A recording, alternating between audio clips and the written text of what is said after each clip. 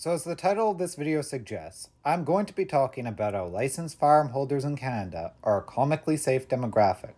But don't take my word for it, take the word of the sources I provide. But first, let's start with a test. Do most gun deaths in Canada come from A. Homicides, B. Suicides, or C. Accidents? Pause the video to give yourself some time to think. If you had said B, you would be correct. Of the 1,300 gun deaths on average that happened in a 25-year spanning period in Canada from 1970 to 1995, 80.1% of those deaths were from suicides, 12.4% were homicides, and 4.3% were accidents. Now, to be fair, those percentages are from the year 1995, using data going all the way back to 1970. In terms of more modern data, things get a little more complicated. Firstly, the PAL system in Canada is pretty darn new in terms of relative firearm history. Its existence only began in 1995, and we only have data for license holders going back to 2002. However, that doesn't mean we can exactly not look back at things such as the gun homicide rate in Canada, since this is about licensed firearm holders in Canada, and more specifically PAL holders. I will only look at data from 1995 to the most modern date.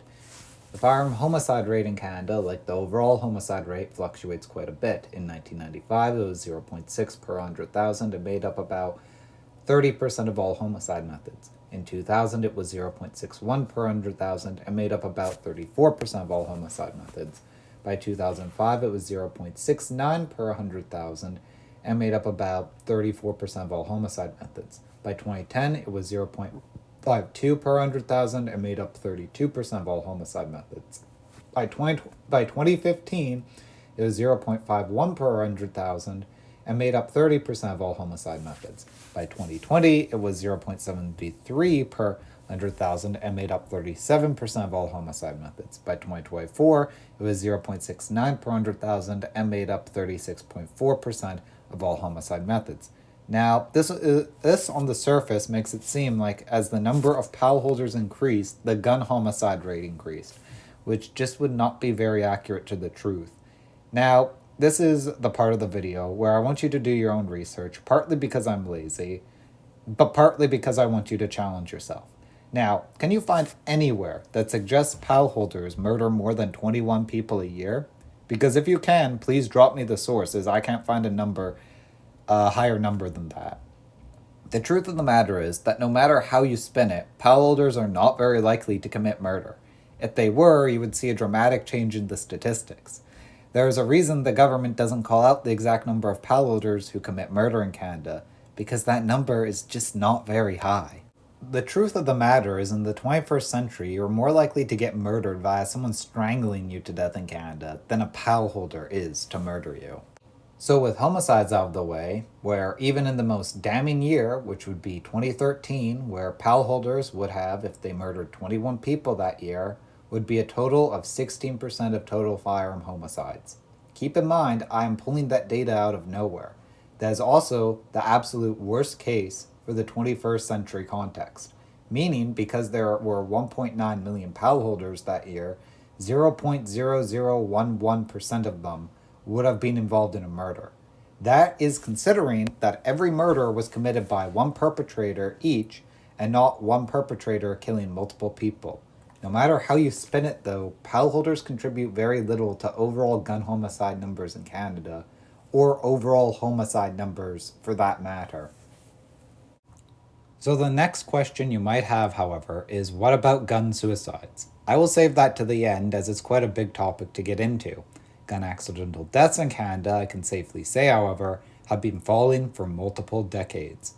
You heard that right, not just in the 21st century, but multiple decades. During the 70s, the number of gun accidental deaths in Canada was not good. We are talking about years that had over 140 gun accidental deaths. That's not good. However, that number declined pretty rapidly, and by 2000 was 26. However, even more recently in 2022, it was as low as 11. A bad year now is considered 20 or over, which is very, very low. Lethal firearm accidents in Canada are just not much of an issue anymore. As in Canada in 2020, 39 people died from drowning in a swimming pool. Now, 2020 is considered a high-end estimate. However, even if you took the average from 2015 to 2020 of 294 deaths per year, and even said that only 10% drowned in swimming pools, you would still get 29 deaths of people drowning in swimming pools in Canada. So you are more likely to die drowning in a swimming pool in Canada than you are to die in a firearm accident. You can even check how many private and public swimming pools there are and compare it to the number of PAL holders there are. However, I think with that out of the way, it's now time to talk about firearm suicide in Canada. Looking at the data we have on it goes from 1981 to 2016. From 2000 to 2016 on that list, it's pretty clear that's been under 2 per 100,000 for a while and hovering around that number. What's rather interesting, however, is that if we were to look at the suicide rate from 2023 and gave an estimated 16% of all suicides that year were using the method of a firearm, that would mean that we would end up with a rating of 1.78 per 100,000. In other words, the overall firearm suicide rate in Canada has remained relatively stable. This is despite the number of PAL holders increasing for well over a decade now. So in summary of what I just said, PAL holders make up very few firearm homicide perpetrators. The number of firearm accidents has declined rapidly in Canada, and the firearm suicide rate has remained relatively stable in Canada despite the number of PAL holders increasing. But if that's not enough to convince you that PAL holders are generally a comically safe demographic, I have one more thing to show you. The number of firearm license revocations. From 2020 to 2024, there have been a total of 16,752 license revocations, averaging out to 4,188 a year. Now, what's rather interesting is if you took the worst year for revocations, which would be 2024 at 4,318, and put at the lowest PAL holder numbers of 2020, which was 2.1 million PAL holders, that would mean 0.21% PAL holders had their license revoked, which just isn't accurate to the truth, as if you were actually to look at the numbers, the data comes closer to being 0.18%, or in other words, under 0.20%. What's rather interesting is that in 2024, not all the cases for revocations were because of something necessarily malicious to other people. On top of that, a license revocation can have multiple reasons as to why it was revoked. However, overall, a 0.18% license revocation rate is pretty low. If you were to look at even just driver's licenses for the province of Ontario alone, you would find that of the 9 million driver's licenses, it is estimated to be that in Ontario that there are hundreds of thousands of driver license suspensions. So let's say there are exactly 100,000 license suspensions and 9 million driver's licenses in Ontario. That would mean 1.11% of driver's licenses in Ontario get suspended. Now, is that like comparing apples to oranges, as there are dramatically different reasons for a driver's license suspension in Ontario? Yep. However, even medical reasons alone make up tens of thousands. Let me paint another picture. In Ontario, the number of police currently on suspension, looking at most recent details, is under 2%. Think about that for a minute. A group of people whom we give quite a lot of power to in our society has a higher percentage of people under suspension than PAL holders. What I'm trying to say is that PAL holders, statistically speaking, are not all that violent and are a pretty safe demographic to be around, largely. 99.82% PAL holders don't get their license revoked. An even higher percentage than that don't commit murder. In a society, we must consider the following. Do we punish a majority of the group for the actions of a minority? No, because that would be asinine.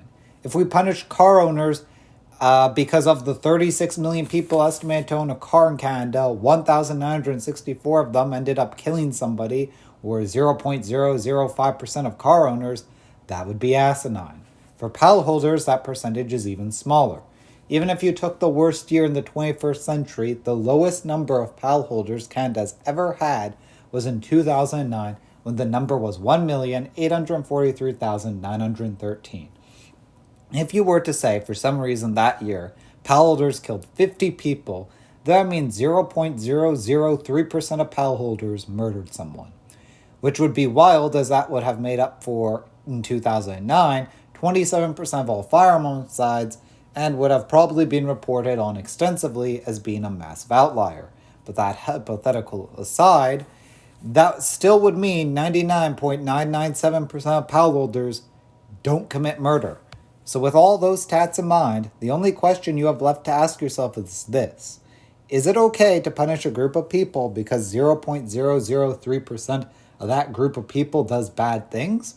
If your answer to that is no, then that should be your answer to whether or not it's fair to punish pal holders. Otherwise, that's some heavy cognitive dissonance. Even if 99% of people in a group are fine, it'd be wrong to punish them for the actions of a 1%. That is wrong. You would think that this would be a basic concept for people to grasp, but rather concerningly, it seems to be quite hard. Anyways, that's enough of my ramblings. Until next time, think differently.